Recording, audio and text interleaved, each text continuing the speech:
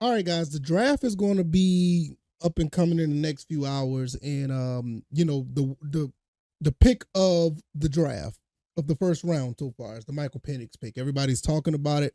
Everything about it. Is it a bad pick? If it's a good pick, I tried to defend it, tried to make sense out of it.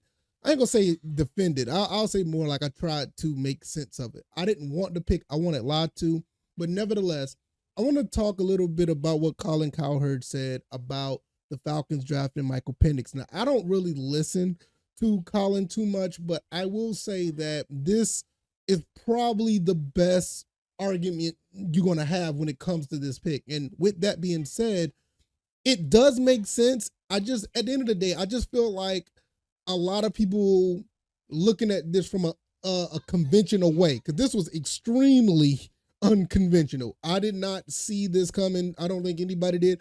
I knew that they went up to see him in Seattle. I made a video about that. But I'm just saying, the fact that the way it played out, the way it did, make everybody look crazy and or make you think it's crazy. But I want to look at this right here, and I'm gonna play some of this audio, and hopefully he doesn't strike me or anything. So I'm gonna try to keep it, fair use at all times.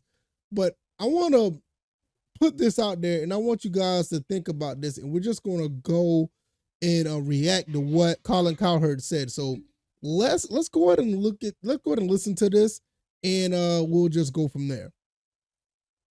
You know what else needs insurance? NFL teams at quarterback, Michael Penix.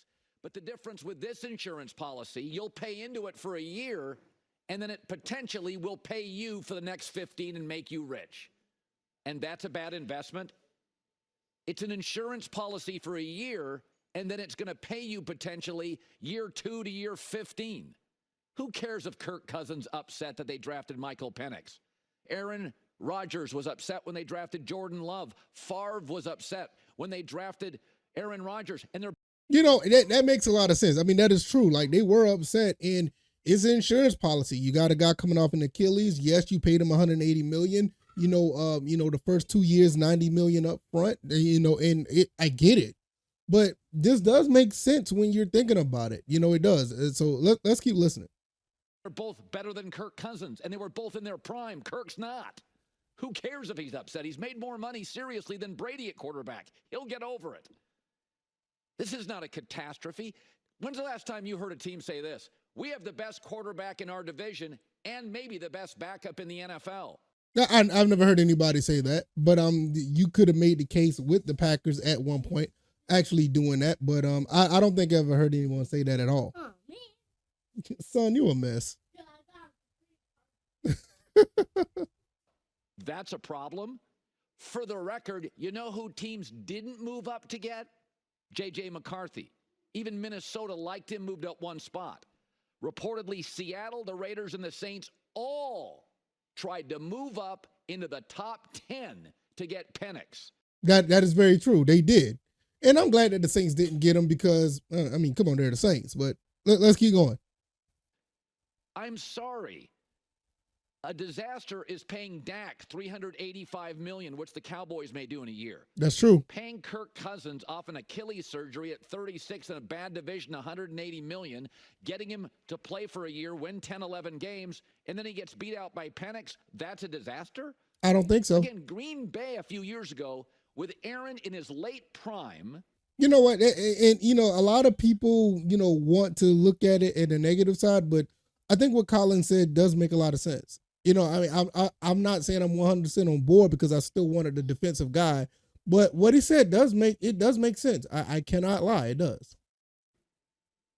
Moved up to a quarterback that two of my GM friends didn't like, Jordan Love. Atlanta just stayed put. Kirk Cousins is 36. What if Kirk Cousins coming back, and he's never been mobile, what if he comes back off this Achilles surgery at 36 and he's less mobile?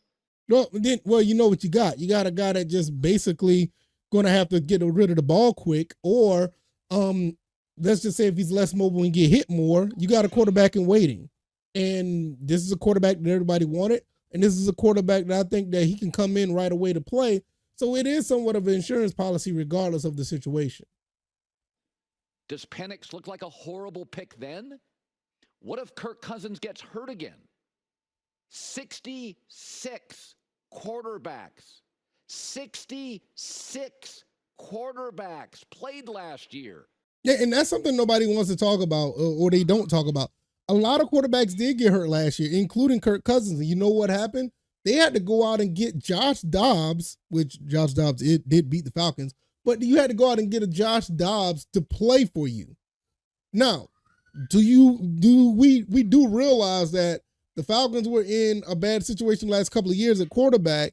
So if Kirk Cousins goes down, we're really going to put Taylor Heineke back out there? I mean, that was the plan, but when you think about it, the season's pretty much over if Kirk Cousins go down, right? Because we saw what Taylor Heineke can do. You know?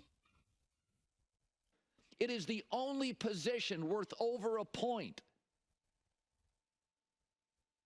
In the worst division in football, having the best backup in the league is a catastrophe. This is something else nobody's talking about. Kirk Cousins, and we think it was a good pickup, is going to win the division. It's a good roster. Well, this is a great quarterback class. And I know he's about to go at here. So now this is going to be a really big point. So let's listen to this. Atlanta has a top 10 pick. Next year's not a very good quarterback class, and the chances are Atlanta is going to win too many games to have a top 10 to 15 pick. That's true. So would you rather them pick a linebacker who's not worth half a point, Kirk Cousins gets hurt or doesn't look good in camp? You think it's a bad pick then? You know, and I'm probably just going to leave it right there. You can listen. I'll have the link down in the description so you can listen to this in its entirety. It goes for about 15, almost 16 minutes. But that's basically what he's saying. And like that, it does make sense when you look at it from that standpoint. You know, the Falcons were in quarterback purgatory for the past 2 years. I don't think that the front office wants to deal with that again. Kirk Cousins go down, it's just going to be a situation where we're going to be trying to look for a quarterback in the next few years. Like seriously, in the next few years, I don't think the draft's going to be that good. And even if Kirk Cousins, we win, let's say we don't even win the Super Bowl. Just say we won 13, 12 games, and we're like in the top, you know, we're picking at 24 or something like that. You know, what quarterback are you getting at that, you know, right there? You're not going to find a Michael Penix at that point. So, like, I'm not necessarily in love with the pick of picking up Michael Penix, but at some point you have to understand that this is a situation where the Falcons may not even be in this position again. And even if they are in this position, you still have a quarterback that's, you know, in some cases that some people look at as a generational talent as far as throwing the ball. And the next, you know, 2025, 2026, 2027 draft, you don't want to be going out there trying to chase Arch Manning to try to get him, you know, years later when you may not even be able to get him because, you know, somebody else may get him or whatever the case may be. You had a right now situation where you can get a quarterback that could be a guy for you the next, you know, 12, 13 years, albeit if he's 26 when he starts playing. You mean to tell me you're not going to be okay with a quarterback that plays 10 years for your franchise of this caliber? You know, it's something to think about. At the end of the day, I'm like, you know, I get it at this point. You know, do I like it? No, but I get it. So I got to give Colin Cowherd a little bit of props. I mean, he makes a lot of sense. Shout out to the other people who have been trying to make the same case. I get it while other people are pretty much on the rocks about this and think it's horrible because it's unconventional. It never happened like this before.